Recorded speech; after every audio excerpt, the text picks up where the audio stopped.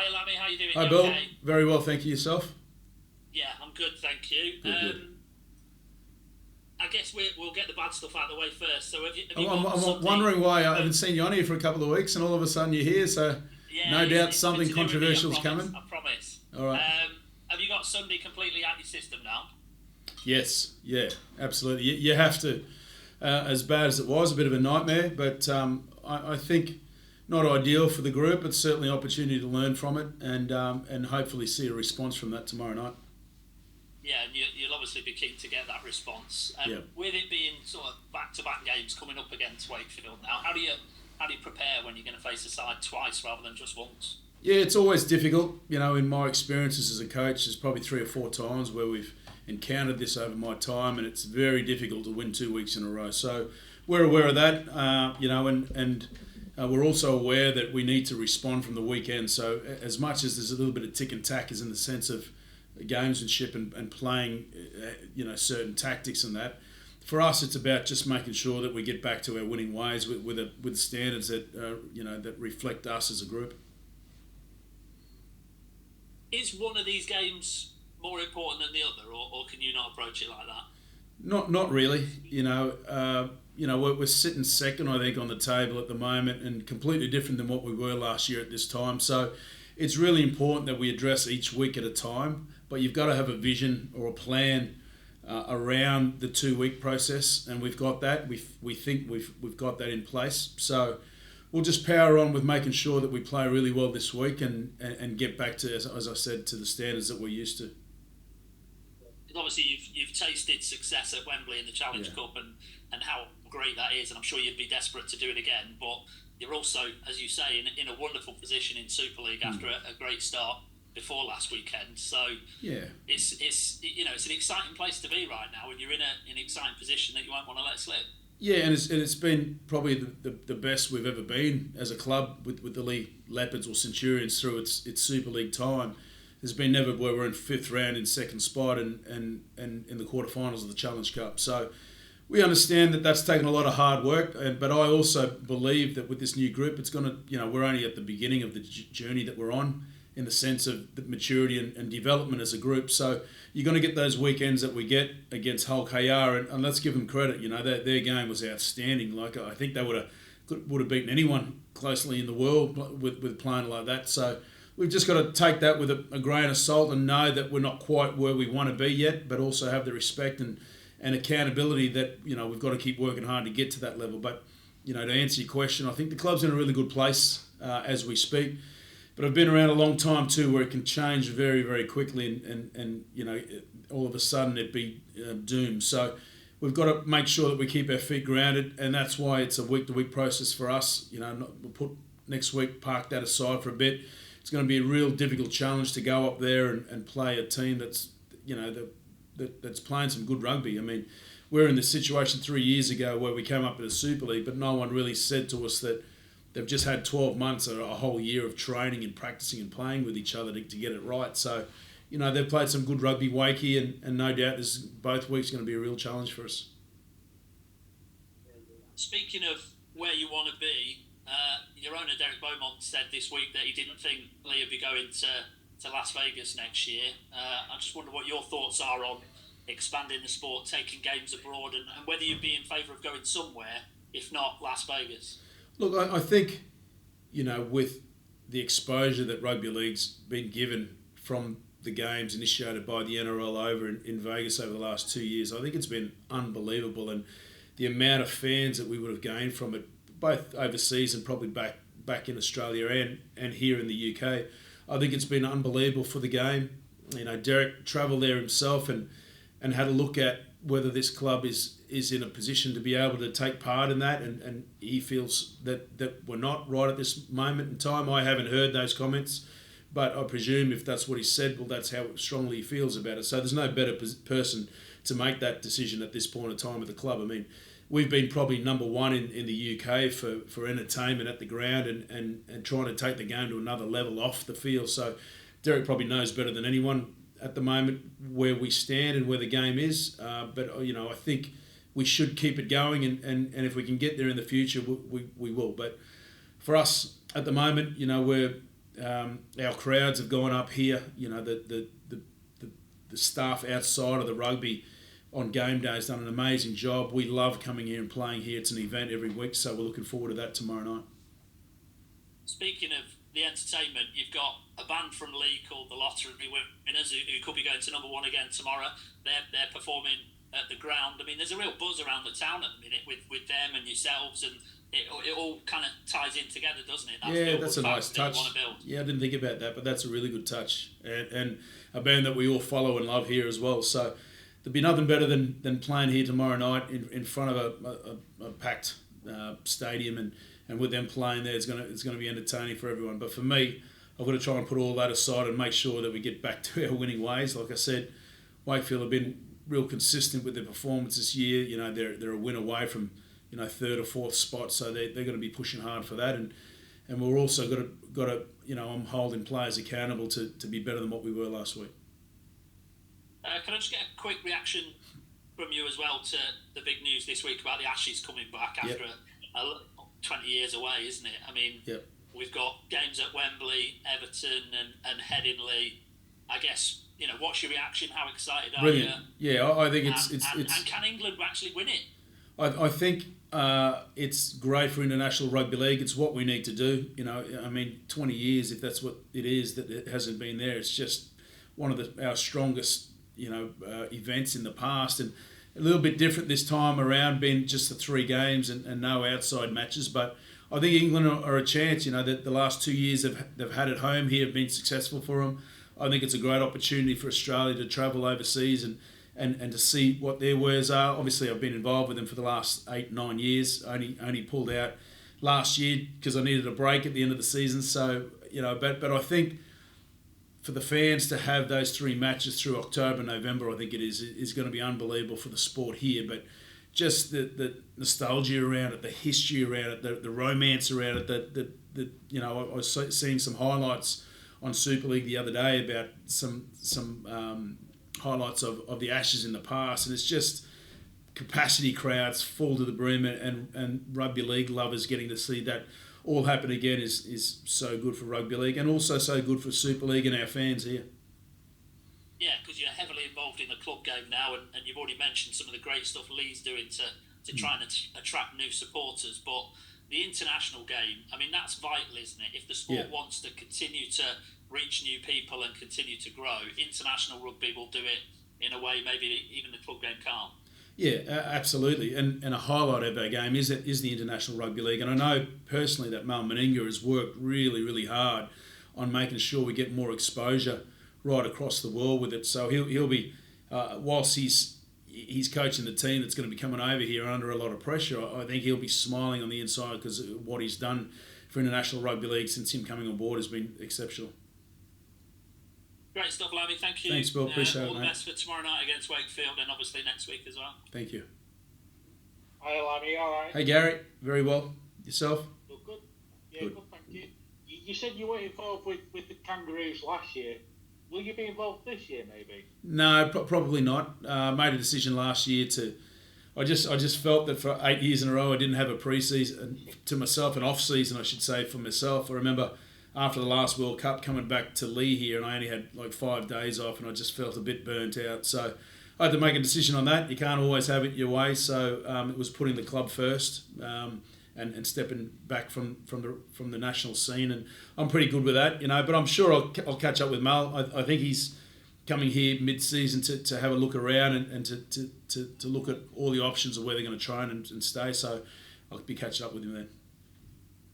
Australia is a damn sight warmer in October and November than it is in England, isn't it? Yeah, I'll probably try and find a warm place to go to straight after the season. But I'll try and be here for these games. I think they're going to be sensational. It's a really important part of rugby league, the Ashes series in our history and in our past, and to be a part of that during the off season, whether you're a spectator or a staff, it will be incredible. You said England are a chance. Have you seen players in Super League that are justifiable of place in the Ashes series, like more often coming through? Yeah, I think it's great for, as mentioned before, great for just international rugby league that this game's coming back on in a 3 series in in the UK. But more importantly, I think it gets an opportunity for the Super League based players to be a part in this international game. Obviously, there'll be a lot of players coming back from the NRL to make up that Great Britain team. Great Britain or England? Great Britain. England. Yeah, that England team. So I think for the players that are based here and playing here, for them to get an opportunity and be a part of the squad will be a great experience. And as a club coach, can you say to your lads, this is your motivation, basically play your way into a place in the Ashes? Yeah, I think I'll have some individual conversations with the players that are potentially in a position to maybe be selected in the extended squad. So, and I know that motivates some players. It doesn't for others, But I think to be considered and to be a part of that this year will be, a moment that they won't forget.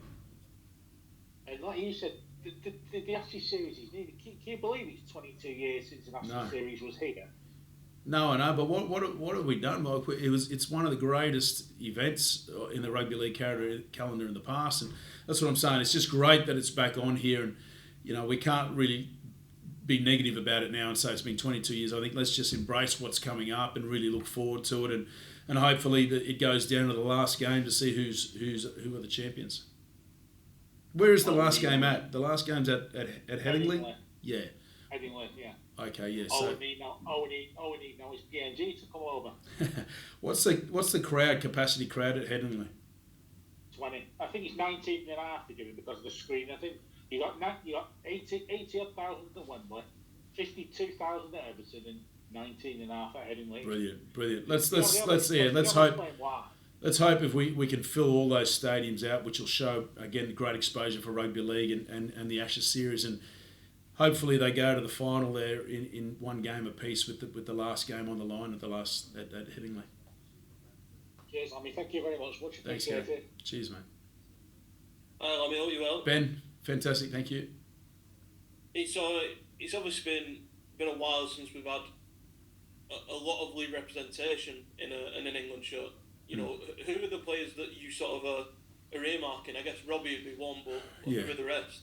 Yeah, look, it's difficult for me to say, but of an extended squad, you probably, for me, you're looking at Hanley at the moment, Robbie and probably Frankie Holton. Outside of that, Josh Charnley's, who probably should have made it last year and or the year before that. So, I was disappointed that Robbie didn't make it last year. I think he's one of the best front rowers in the game. I think it's really important that we can make sure that he gets better during this season to make that. And then you got players like Ethan O'Neill as well who could potentially represent. You're obviously sort of good friends with Sean, I'd imagine. Is there any sort of conversations that you have with him, or do you just not sort of get involved in that side of things? I try not to be involved with that unless you need to be, So I get on great with Sean. People don't know, but we both did the academy and junior academies at Wigan in my first year as a coach, and he was an assistant there with the junior academy. So we got a great working relationship together. But also, I think he's his own man, and he can decide on who deserves to be in that squad. It's pretty clear. I mean, they've had two really good series wins against Samoa and Tonga, so they'll be going in with their hopes high and confident that they can cause an upset here. If Australia's down as favourites, I think it'll be a great series and one we're really excited about. And I guess just touching back to this week in league, obviously Robbie's one of the guys that have returned to the 21-man squad. Frankie's back in as well. Does that give an indication that those two might be ready to go? Yeah, whether they're ready this week or next week, I think you'll see tomorrow. But we'll give them right up until kick-off to be right. So pretty excited about that. Obviously, we've missed Robbie just with everything that he's about and the leadership. I know he's been frustrated not being able to play just because of a niggly calf, but he's pretty close to be good to go. Because of how well they've done so far this season, has that sort of injury, the spate of injury you had sort of gone under the radar, that the big players in the squad, aren't they?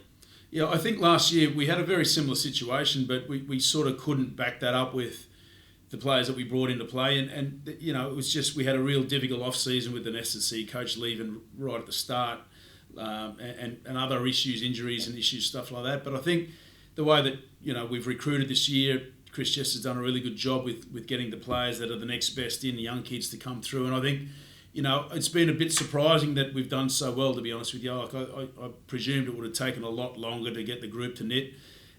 But like I said, it can be undone really quickly if we don't get back to our standards this week. So, I think the players that have come in, and the Bailey Hodgson's done a great job. You look at, we've played Brogan, Louis Brogan. We played Andy Badrock. And the list goes on. Tua Tavaki that's made his debut this year. Who else have we had come through there in the middles? AJ Towers make his debut on the left wing, and Bailey Hodgson being a fullback. So, those boys that have come in have done a great job. Keenan Brand holding a spot down that right wing there. We've still got Darnell McIntosh out, Frankie Holton, Josh Charnley, Robbie Mulhern. Ben Nakaboi was injured. So that we've had a fair few at the start of the season, but we've certainly got by without them, and I think that's been the difference. I think when we spoke on Sunday after the game, you said it was all about lessons learned. What are the lessons that will be learned from that now you've had time to reflect? I think it's always difficult to go away to a top 4 team and win and play well. So young in the journey of this new group, but to go there and be dominated like we did was probably the biggest lesson. So you think you're going all right until you turn up at an away game, and a lot of things we didn't get right there. I felt that when we didn't win the toss, and there was a massive win there. If you don't get the start that you want, it can turn awful really quickly, which it did. And then the last 10 minutes of that first half there, even though we were down by 10-0 with 6 minutes to go, that was going to be okay going into half-time with that breeze behind us. But we allowed 2 easy tries, cheap easy tries in the last 6 minutes just to blow the score out and literally knock the confidence a little bit of the players. So I know they only scored 1 try in the second half, but that's what you're expecting when you're into those wins. So there's a lot of lessons there to be learnt. I thought we with a bit of pressure, we fell away from the identity of us as a team. I thought our leaders didn't step up. I thought our spine took a backward step. So there's a lot to learn from that, and hopefully, like I said, that we're going to go through that at different times of the year when you've got so many new players. But hopefully, the next time we're in that situation, that we can just get a grip of it a little bit sooner and understand that through our leaders. And just lastly from me, obviously, it wouldn't be a pre-match without a recruitment question. I think Jake Clifford's been the latest name linked to Lee. Anything you can sort of share on Jake? Is he a player you know well? Is he a player you're interested in? Look, I think there's always names that are going to come up in the media in regards to this area, and I'm okay with that. Because we are in a position to buy and purchase and recruit, and we're pretty excited about that. But we don't want to be in a rush with it as well. Jake Clifford is a quality player, but we are looking at 3 or 4 different halves. We're looking at probably total of 10 different players to get the best 2 or 3 out of that. We'll make those decisions as we progress through the season. But right now, I'm really happy with the squad. Obviously disappointed on the weekend's game and our standards. Those players have got an opportunity to respond. So we're trying to make sure we keep the pressure on the players here, but also look to strengthen the squad as we go along. So nothing will change on that, and we're just excited that we're in a position to be able to do that.